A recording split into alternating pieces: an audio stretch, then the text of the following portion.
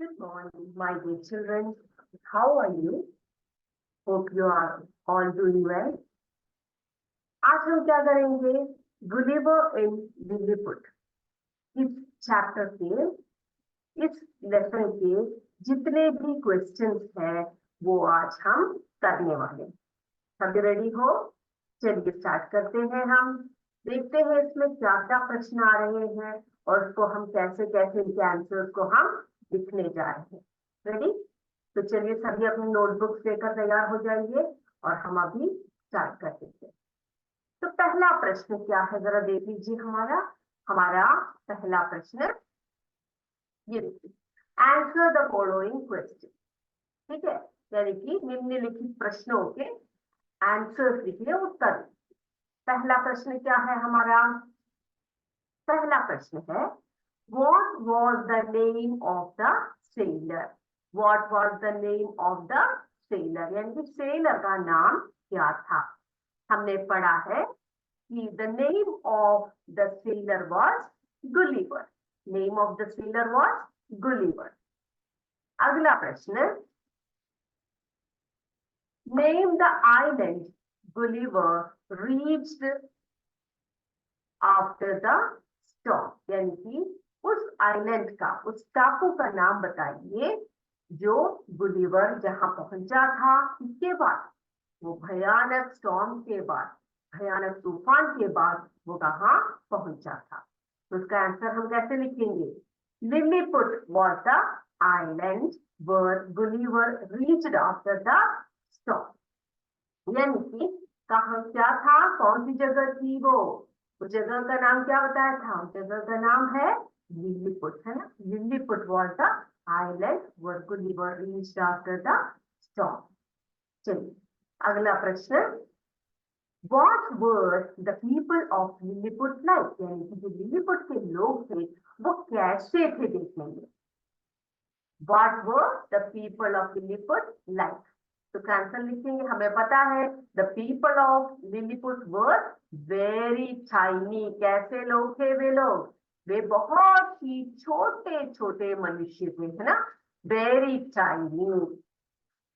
अब next one, what did Gulliver eat for lunch? यानी कि गुलिवर ने अपने दोपहर के खाने में क्या खाया?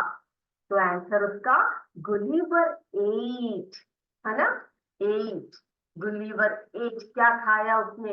1000 लोव्स ऑफ ब्रेड। यानी कि ब्रेड के जो टुकड़े होते हैं, जो लोइयां होती हैं, वो कितने खाए उसने? 1000 loaves of bread, 100 cauliflower and 100 sheep at lunch. यानी कि 100 फूलगोभियां खा गया और 100 भेड़ वो खा गया। ठीक है, नेक्स्ट। अब एक अगला हमारे आगे है, वर्ड पावर करेंगे हम। तो उसमें देखो बेटा क्या लिखा दिया हुआ है, गलत दिया हुआ है सेंटेंस को, और उसमें हमने सही करना है। ओके, तो देखिए पहला सेंटेंस क्या है? Gulliver was a pilot. क्या वो एक पायलट था गलीवर? नहीं ना। तो क्या था, उसको हम करेक्ट करेंगे, करेक्ट सेंटेंस कर देते हैं। ठीक है, राइट सेंटेंस लिखते हैं। गुलिवर वॉज अ सेलर लिखेंगे हम। Gulliver was a sailor, he was not a pilot, he was a sailor. अगला, Gulliver tied the tiny people. Gulliver ने छोटे छोटे लोगों को बांध दिया। क्या ये सही है? नहीं है। तो क्या सेंटेंस लिखेंगे हम? तो करेक्ट करके कैसे लिखेंगे? Gulliver was tied up by the tiny people. यानी कि गुलिवर को बांधा गया था। किसने बांधा था? टाइनी पीपल ने, छोटे लोगों ने गुलिवर को बांधा था, ना कि गुलिवर ने टाइनी पीपल लोगों को बांधा था, सॉरी बांधा था। Next word, the tiny people were not helpful. यानी कि जो छोटे मनुष्य थे वो बिल्कुल ही सहायता करने वाले लोग नहीं थे। नहीं, ये रॉन्ग सेंटेंस है। इसको हम करेक्ट कैसे करेंगे? The tiny people were very helpful. The tiny people were very helpful. अगला, the king made a boat for Gulliver. राजा ने गुलिवर के लिए एक जहाज बनाया। तो इसका करेक्ट सेंटेंस कैसे होगा, हमें पता है, हमने स्टोरी पढ़ रखी है, the Chinese people made a boat for Gulliver, ना कि चीन ने, जो छोटे मनुष्य थे उन लोगों ने गुलीवर के लिए बोट तैयार किया था। अब एक लैंग्वेज प्रैक्टिस करेंगे हम लोग, थोड़े से क्वेश्चंस को देख लेते हैं, थोड़े से ऐसे प्रश्नों को देख लेते हैं जिससे कि हमारी लैंग्वेज में थोड़ी सी सुधार आए। चलिए अब ये देखो बेटा, ये क्या लिखा है यहाँ पर, होमोफोन्स लिखा है। ये होमोफोन्स क्या होते हैं अंग्रेजी? अब ये homophones, the words having the same pronunciation but different meanings are called homophones। तो homophones क्या होते हैं?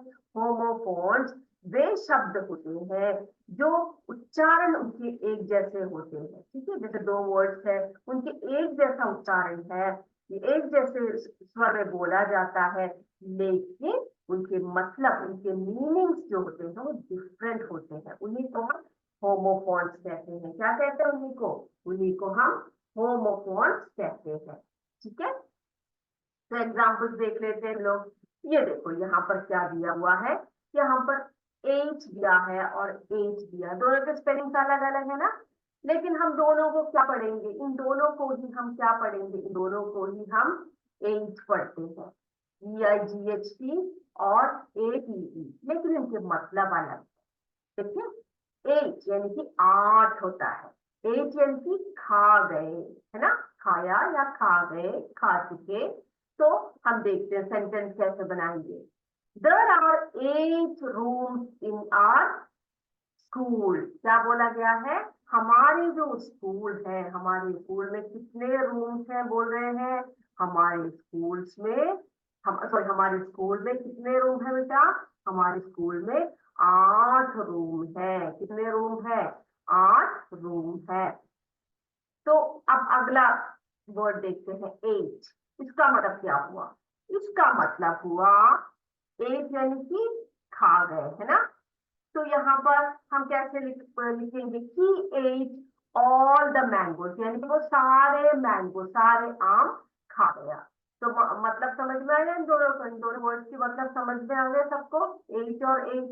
एट यानी 8, एट यानी खाना, खा गए या खा चुके। ओके, अब देखो टेल और टेल, ये दोनों जो शब्द है, इन दोनों के स्वर एक जैसे आ रहे हैं। कैसे आ रहे हैं? एक जैसे आ रहे हैं, है ना। टेल, TAIL, और दूसरा है TALE, स्पेलिंग अलग है, ये देखो TALE, देखा आपने। तो ये जो है, ये टेल और टेल दोनों के अर्थ अलग है, लेकिन एक जैसे इसको हम लोग प्रोनाउंस करते हैं। My cat's tail is very big, ये इस टेल का मतलब है पूंछ।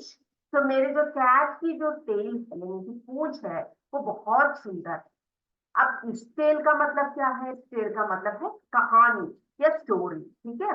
My teacher told an interesting fairy tale, मेरी टीचर ने, मेरी अध्यापिका ने मुझे बहुत ही दिलचस्प क्या सुनाया? परियों की कहानी सुनाया। ओके, अब अगला वर्ड देखते हैं, नो। नो, ठीक है, ये दोनों ही एक जैसे ही हम प्रोनाउंस करते हैं, लेकिन इनके स्पेलिंग भी अलग है और इनके मतलब भी अलग है। देख लेते हैं क्या है, इन दोनों के अर्थ को समझ लेते हैं। सबसे पहले तो हम लोग, क्या दिया हुआ है? नो, KNOW, जानना, और इस नो का अर्थ क्या है? नहीं, है ना। तो नो से हम सेंटेंस बनाते हैं, आई नो द ट्रुथ, यानी कि मुझे सच्चाई का मालूम है, सच्चाई मुझे पता है, ठीक है, ज्ञान है। नो, अब यहाँ नो, नो यानी नहीं। तो देखो यहाँ पर sentence, there are no boys in the playground. क्या बोला गया है? There are no boys in the playground, यानी कि प्लेग्राउंड में कोई भी लड़के नहीं है, नहीं है। नेक्स्ट, अब देखो यहाँ पर खोल, खोल, क्या दिया है?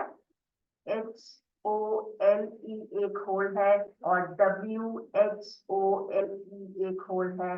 दोनों को एक जैसे ही हम प्रोनाउंस करेंगे, स्पेलिंग अलग है, मतलब भी अलग है। अब देखो यहाँ पर होल, होल यानी कि पूरा, संपूर्ण, ठीक है। प्रिया read the whole book in one day. रिया ने उस सारे बुक को, पूरे बुक को या पूरी किताब को एक दिन में पढ़ डाला। अब ये जो होल है इसका मतलब होता है गड्ढा, है ना, गड्ढा। तो रैट, रैट यानी कि चूहा। The rat made a hole, ये वाला होल, ये देखो होल इन द वॉल, यानी कि रैट ने, चूहे ने क्या किया, दीवार में एक गड्ढा बनाया। अगला देखो राइट, क्या दिया है यहाँ पर, राइट दिया है, राइट, राइट, WRITE, राइट, ये right, RIGHT, right.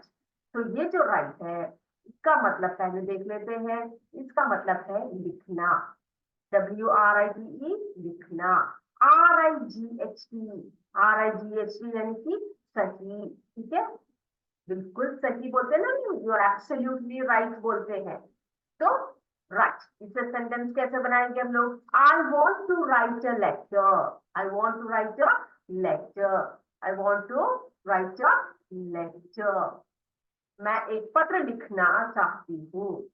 Right, please give me the right answer, मुझे सही जवाब दो, please give me the right answer. तो यहाँ पर लिखना और ये सही।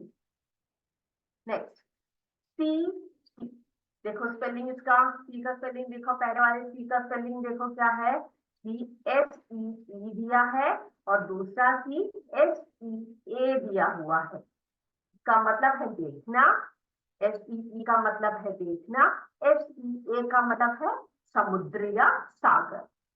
सी, I want to see a movie, मैं एक पिक्चर देखना चाहता हूँ या एक मूवी देखना चाहता हूँ। इस सी में देखो the sea is very big, जो समुद्र है वो बहुत बड़ा है, समुद्र बहुत बड़ा है।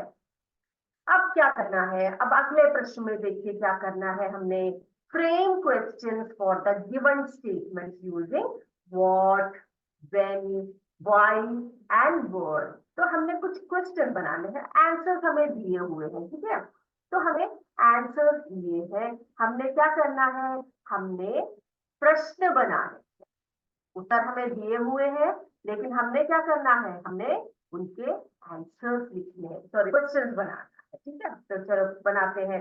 ये देखो बेटा, ये प्रश्न दिया हुआ है हमें, Akshay pledge hockey in the evening, यहाँ पर एक आंसर हमें दिया है, एक उत्तर दिया हुआ है कि अक्षय जो है हॉकी शाम को खेलता है, Akshay pledge hockey in the evening, Akshay जो है हॉकी शाम को खेलता है। तो हम इसका प्रश्न कैसे बनाएंगे, कैसे पूछेंगे, हम हमें हमसे बोल रहे हैं कोई कि अक्षय जो है शाम को, शाम के समय हॉकी खेलता है, तो हम पूछेंगे अब भाई अक्षय हॉकी कब खेलता है ना, तो इसको कैसे पूछेंगे अंग्रेजी में, when does Akshay play hockey, when does Akshay play hockey.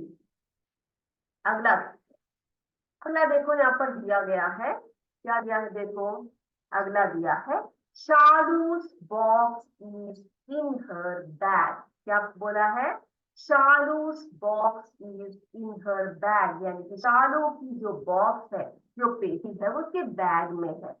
तो हम कैसे पूछेंगे सवाल को, शालू का बॉक्स कहाँ है, ऐसे पूछेंगे ना, तो उसको कैसे क्वेश्चन पूछेंगे हम लोग, where is Shalu's box, where is Shalu's box. अगला, अगला देखिए, Varun likes to play football, Varun likes to play football, Varun football खेलना पसंद करता है। तो प्रश्न हम कैसे पूछेंगे, what does Varun like to play, Arun जो वरुण है वो क्या खेलना पसंद करता है, what does Varun like to play. Next, Aashi went to the market to buy vegetables, आशी सब्जियां खरीदने बाजार जाती है, आशी went to the market to buy vegetables, यानी कि वेजिटेबल खरीदने, सब्जी खरीदने आशी मार्केट गई है, ठीक है। तो इसका प्रश्न कैसे पूछेंगे हम, वेयर डिड, आशी गो टू बाय वेजिटेबल्स। आशी वेजिटेबल्स खरीदने या सब्जियां खरीदने कहाँ जाती है? Where did आशी go to buy vegetables? Next, Rita will be at her uncle's house. Rita will be at her uncle's house. इसमें क्या बताया जा रहा है कि रीता जो है वो अपने अंकल के घर में होगी। will be यानी कि वो अपने अंकल के घर में होगी। तो हम पूछेंगे रीता कहाँ है? Where will be रीता कहाँ हो सकती है ना? Where will be Rita, where will Rita be? तो रीता कहाँ हो सकती है? रीता will be वो जरूर अपने अंकल के घर में हो सकती है। ठीक है, तो इस प्रकार से हम इन प्रश्नों के उत्तरों को लिखेंगे। तो सभी लिख चुके होंगे। अब अगले क्लास में हम फिर मिलेंगे आपसे और भी बातें करने। एक नए पोएम को हम सीखेंगे। बहुत ही सुंदर सी पोएम है, सभी एक बार जरा पढ़कर आइएगा। तो तब तक के लिए हम आज की क्लास इसी समाप्त करते हैं। जय विद्या शक्ति, जय हिंद, जय भारत। धन्यवाद।